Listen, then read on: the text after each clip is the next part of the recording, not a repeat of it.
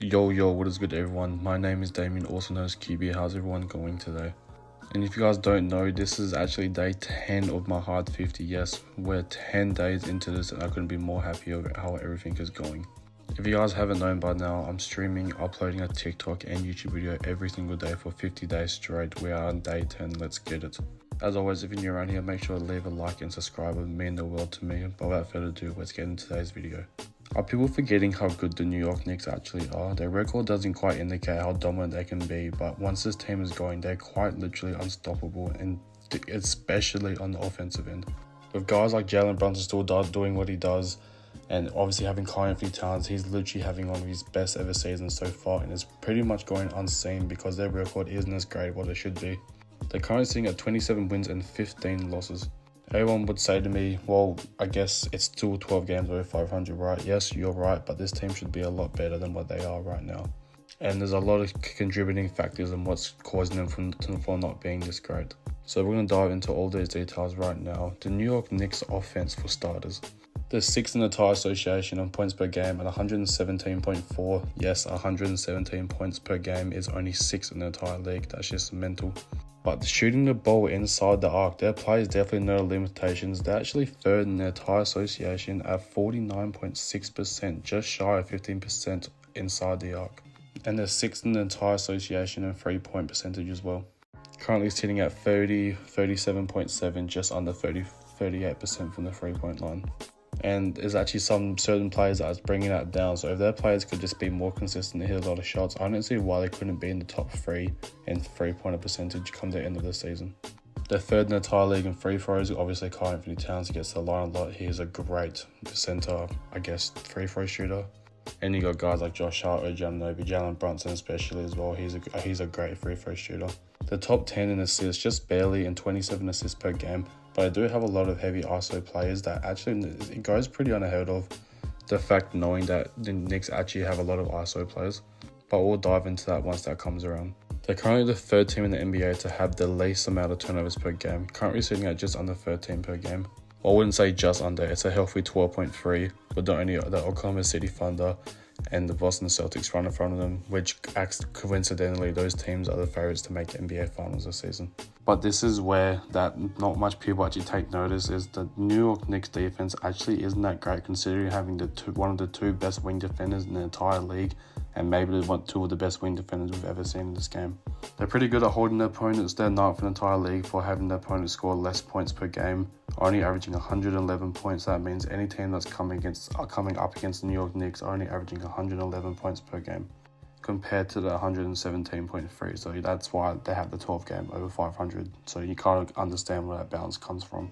They're in the bottom half in both regular field goal and 3-point percentage field goal allowed against them, which just isn't a great number to see. You kind of want to be standing not in the bottom half of that sort of category.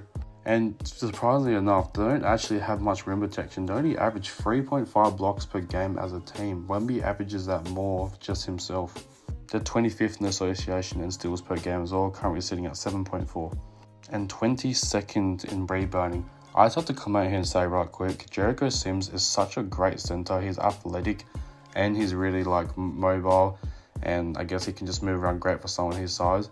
But that man doesn't grab anywhere near enough rebounds. And if you're going to be Anthony Towns' backup center, you're going to need to come in and do your job to perfection. But we'll get more to detail about him once we get over to the player stats, which we're going right now. Let's start off with Jalen Brunson.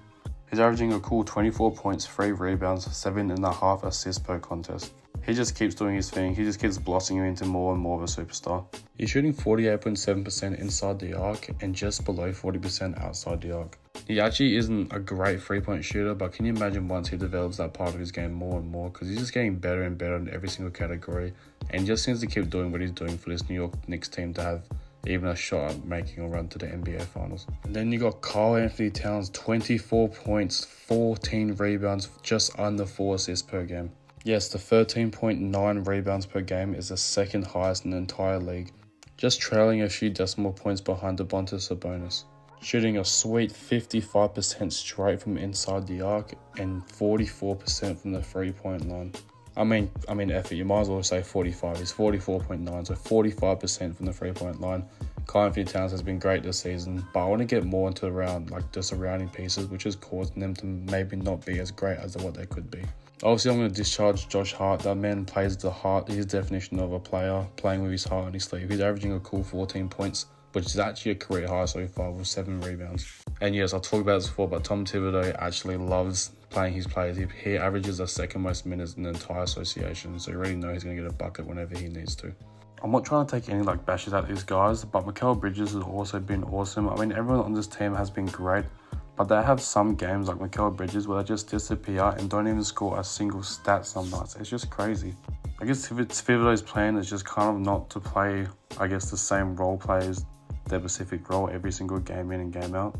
Because there's some games where Mikal Bridges doesn't even look like he's looking for a shot or anything. But he's having a great season, averaging 18 points on a good efficiency from the field goal as well. But he's shooting very poorly from outside the arc, only 34%, where he currently was a 40+% 3-point, a 3-point percentage shooter just a season ago. OG Anunoby has also been great as well, averaging a nice 16 points as well, but he also does do the exact same thing where some games he'll just disappear and just not look like he's involved whatsoever.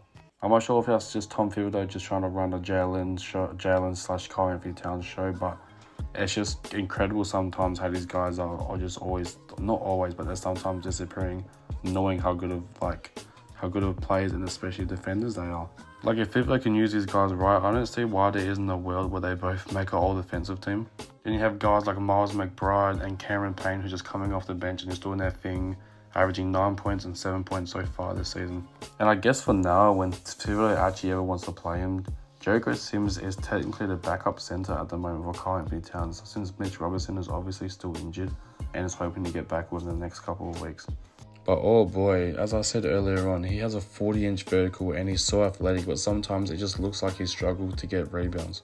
He's not weak. As I said, he's got good movement. He can jump. I just don't know what it is. He's not crashing the boards hard enough from what I'm seeing personally.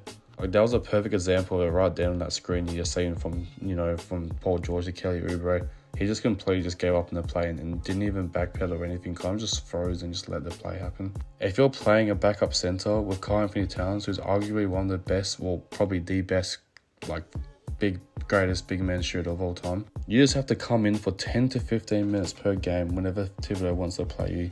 And all you have to do is just simply play your role. And so far this season, he hasn't been doing a good job of executing that. So overall, I'm thinking the New York Knicks should be a lot better than what they actually are. I guess the disappearance sometimes of OG Anunoby and Miles Bridges is kind of just throwing them off a little bit as a whole team.